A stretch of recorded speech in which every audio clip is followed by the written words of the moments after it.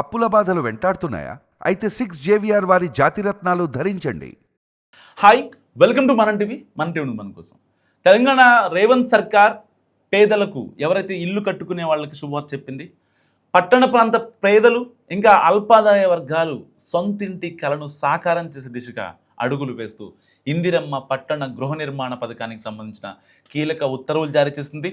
ఆర్థికంగా వెనుకబడిన అల్పాదాయ వర్గాల కోసం 2 BHK 2 పడకల గదుల తరహాలో సరసమైన ధరల్లో నాణ్యమైన ఇళ్లను నిర్మించేందుకు ఈ ప్రత్యేక నిబంధనలు ప్రభుత్వం ఆమోదించింది.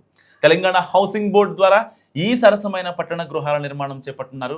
ఈ ప్రాజెక్టుకు సంబంధించిన పరిపాలనా ప్రక్రియలను మరింత సులభతరం చేస్తూ గృహాల అనుమతుల్లో జాప్యానికి చెక్ పెట్టేందుకు ప్రభుత్వం ప్రత్యేక చర్యలు తీసుకుంది. ఇందులో భాగంగా అనుమతుల ప్రక్రియను వేగవంతం చేసేందుకు ఒక ప్రత్యేక సింగిల్ విండో కమిటీని ఏర్పాటు చేసింది. సో ఈ విధానం ద్వారా అనుమతుల జాప్యం లేకుండా వేగవంతమైన సేవలు అందనున్నాయి. అలాగే నిర్మాణాలను త్వరితగతిన పూర్తి చేసేందుకు వీలుగా బిల్డ్ నౌ వర్క్ ఫ్లో అనే ప్రత్యేకమైన అనుమతుల ప్రక్రియను అమల్లోకి తీసుకొచ్చింది రేవంత్ సర్కార్. సో ఈ ఇందిరమ్మ పట్టణ గృహ నిర్మాణ పథకం కింద నిర్మించే ఇళ్లకు ప్లానింగ్, బిల్డింగ్, పర్మిషన్ ఛార్జీల నుంచి ప్రభుత్వం పూర్తి మినహాయింపు ఇచ్చింది. ప్రణాళిక అనుమతులకు సంబంధించిన ఎలాంటి ఫీజులను వసూలు చేయవద్దని, వాటిని పూర్తిగా మాఫీ చేయాలని విజ్ఞప్తి చేస్తూ ఇటు విద్యాశాఖ, హౌసింగ్ బోర్డు ప్రతిపాదనలకు ప్రభుత్వం గ్రీన్ సిగ్నల్ ఇచ్చింది.